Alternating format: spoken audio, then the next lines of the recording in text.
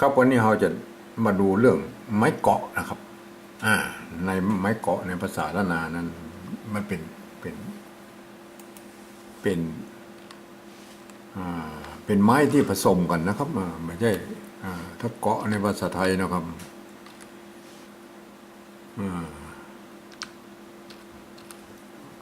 เนี่ยมันไม้เกาะในภาษาไทยนะครับไม้เกาะภาษาไทยพวกก็จะอีนะไม้เกาะนะครับแต่ในไม้เกาะในภาษาล้านนาเป็นสองไม้มาผสมกันนะครับอันนี้ภาษาไทยนะครับในภาษาล้านนานะมันเป็นสองไม้มาผสมกันนะครับ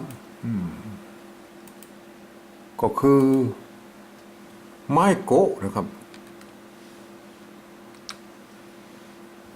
ไม้โกะนะครับบวกกับบวกก็ไม้ก่อนะครับไม้ก่อ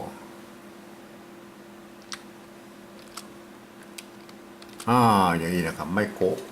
กับไม้ก่อบวกกันนะครับก็จะเป็นอย่างนี้นะครับเ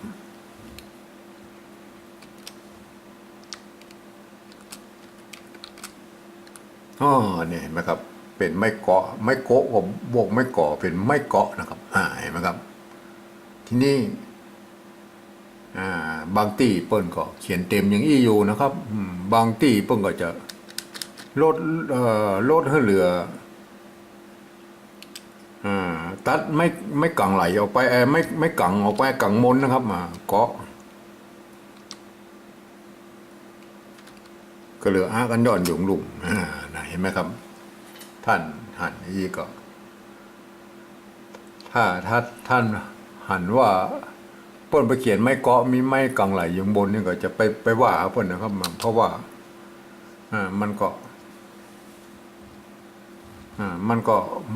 ดั้งเดิมมันก็เขียนกันหลายๆแบบนะครับสมมุติว่าเขาเรื่องเอาเคาะนะครับเคาะนะครับเคาะนะครับเคาะถ้าเอาเขียนตัว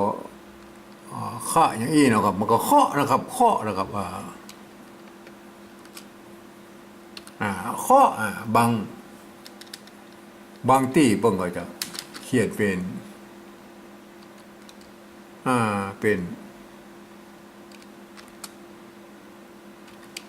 เอาไม้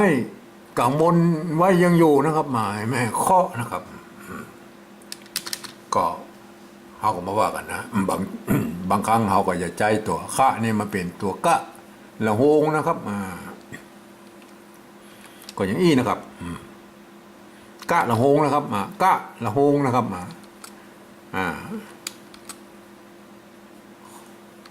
เคาะนะครับเคาะบางครั้งก็จะใส่อยู่ข้างนอกอีกก็บอกมีปัญหานะครับก็อันนี้เป็นอาหารละห้ามนะครับเคาะนะครับบางครั้งเพิ่นก็บางครั้งเพิ่นก็จะใส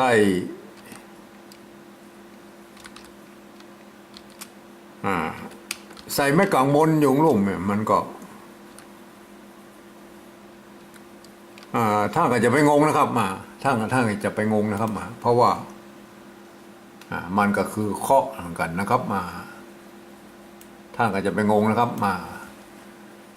ท่านจะไปงงว่าไม้กังมน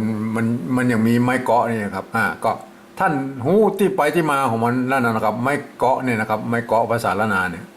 ก็คือไม้โกะบวกไม้ก่อนะครับไม้โกะบวกไม้ก่อทีนี้เปิ้นจะเอามันเต็มรูปแบบก็ไปใส่ไม้กังมนอยู่อีก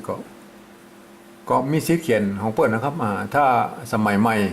รุ่นนี้เปิ้นจะเอาตัดไม้กังมนไปออกไปมันก็ย่อมได้นะครับก็สุดแล้วแต่นะครับก็มีอยู่2แบบนะครับท่านไปเห็นของเดิมๆแล้วท่านจะไปงงนะครับ